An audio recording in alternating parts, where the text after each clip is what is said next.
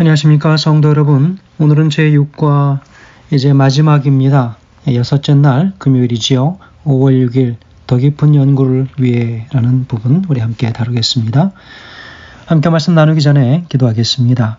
하늘에 계신 아버지 하나님, 이 한 주 동안 아브라함의 뿌리가 무엇인지, 그의 모든 삶의 근간이 무엇이었는지를 우리 분명히 이야기하시니 감사합니다. 주님, 우리가 이 한 주의 말씀을 이제 마무리하면서 아브라함의 그 삶의 근간은 온전한 순종의 삶이요 믿음의 삶이었다고 하는 것을 다시 한번 저희가 깨닫고, 우리도 그러한 삶을 살기에 부족함이 없도록 주님 인도하여 주시옵기를 예수님의 이름으로 간절히 기도합니다. 아멘. 이 한 주의 말씀의 제목은 아브라함의 뿌리라는 제목이었지요. 기억절 말씀은요, 히브리서 11장 8절 말씀이었습니다.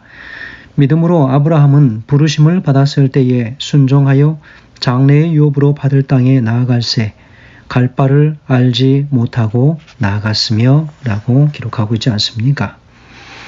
하나님께서는 아브라함을 부르셨습니다. 분명하게 기록된 대로 갈 바를 알지 못했지만 그는 떠났다는 것입니다. 왜냐하면 하나님께서는 아브라함에게 가라고 명령하셨기 때문입니다. 믿음으로 아브라함은 부르심을 받았을 때에 순종하여 장래의 유업을 받을 땅에 나아갔다라고 기록하고 있습니다. 믿음으로 순종하였다 그랬습니다. 믿음으로 순종하여 나아갔다라고 하는 것이 아브라함의 신앙의 근간입니다. 여러분, 하나님의 교회는 아브라함이 그랬던 것처럼 그의 조카 롯에게 땅을 양보하였던 것처럼, 그리고 그의 모든 삶은 주변의 사람들을 축복하는 삶을 살았다는 것이지요.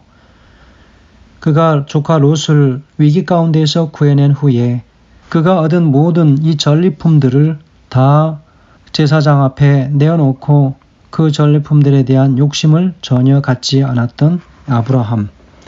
그의 모습은 가히 모든 사람들에게 분명히 축복이요 또 기쁨이 될 만한 그런 삶을 살았다고 볼 수 있겠습니다.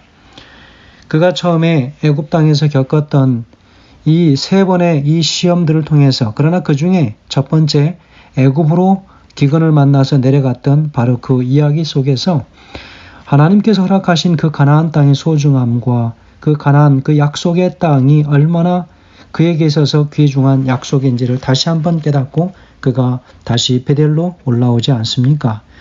그런 후에 그는 다시는 하나님의 땅을 떠나지 아니하는 것을 보게 되지요. 그러면서 조카 롯과의 이 땅 분배에 있어서도 그는 결코 하나님의 약속의 땅을 떠나려 하지 않았던 것을 볼 수 있습니다.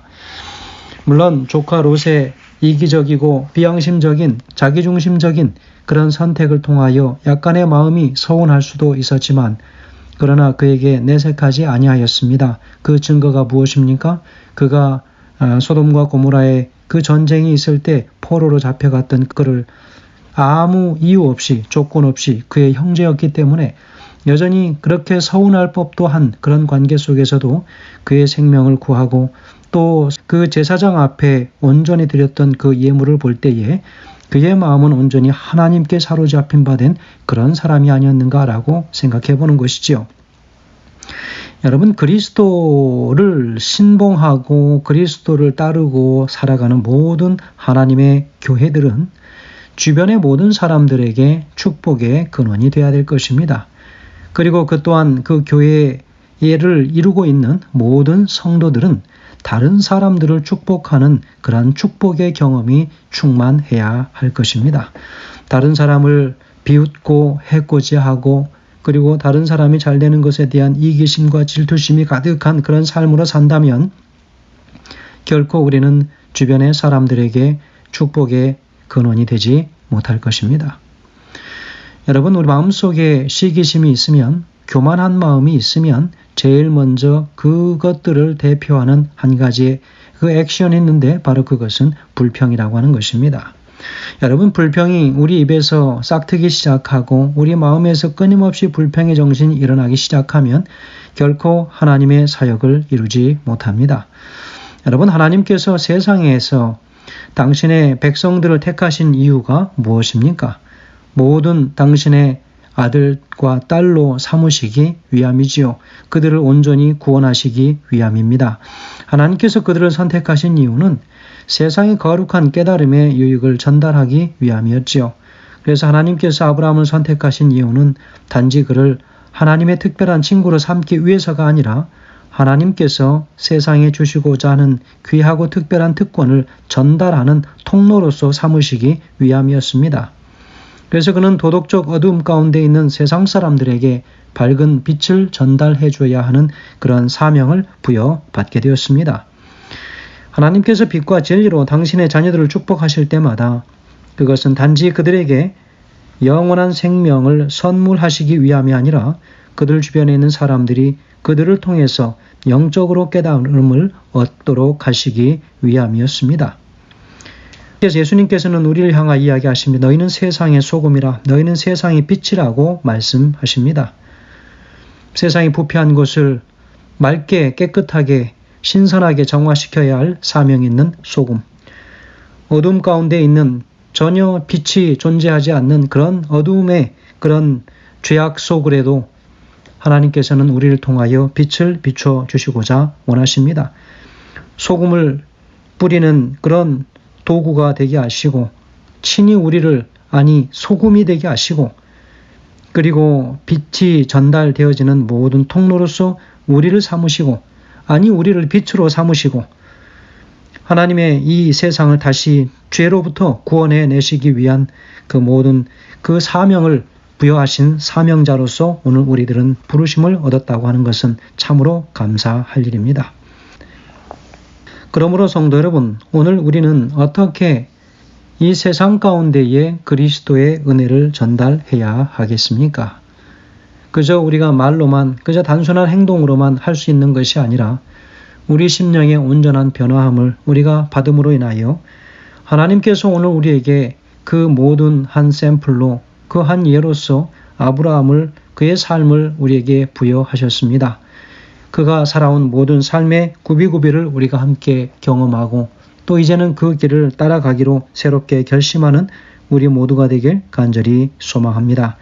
우리 하나님께서는 아브라함에게 내가 네게 복을 주고 너는 복이 될지라 라고 창세기 12장 2절에 말씀하셨습니다. 복을 받는다고 하는 것이 무슨 의미입니까?